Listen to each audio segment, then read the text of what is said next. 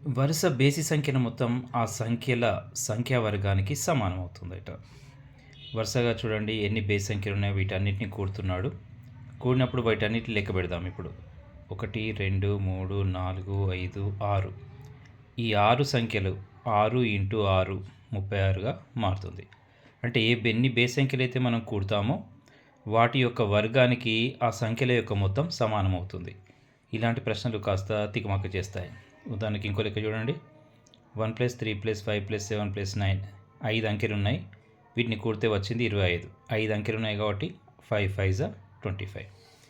మళ్ళీ ఇంకోటి, 3 వరుస సంఖ్యల లబ్ధం ఎప్పుడు ఈ 6 యొక్క గుణిజం అంటే 6 చేత భాగించబడుతుంది అని ఇందులో యొక్క అర్థం. వరుసగా ఏ 3 అంకెలను తీసుకోండి. 7 × 8 × 9 = 504. ఈ 504 అనేది దేని ద్వారా భాగించబడుతుంది అంటే అది ఒకే ఒక సంఖ్య, దాని పేరే 6.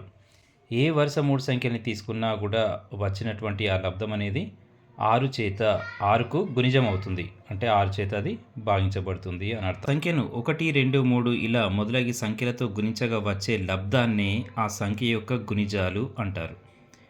ఒక సంఖ్యను శేషం లేకుండా భాగించే సంఖ్యలన్నీ ఆ సంఖ్యకు కారణాంకాలు అవుతాయి. ఈ కారణాంకాలకే మరొక పేరు, దాని పేరే భాజకాలు.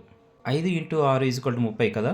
ఈ రెండు సంఖ్యలను గుణించగా వచ్చేదే లబ్ధం, అదే దాన్నే 30 అంటారు. 30 ఈ లబ్ధానికి ఆ సంఖ్యలు కారణాంకాలు అవుతాయి. అంటే 30 అనే సంఖ్యకు 5 మరియు 6 అనేవి కారణాంకాలు అవుతాయి.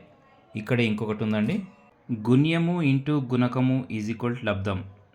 అంటే రెండు సంఖ్యల్ని గుణాకారం చేస్తే వచ్చేది లబ్ధమే కదా. దాంట్లో మొదటి దాన్ని గుణ్యము అంటాం, రెండవ దాన్ని గుణకము అంటాం.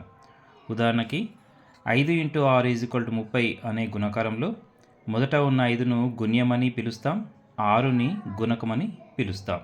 నచ్చితే ఫాలో అవ్వండి.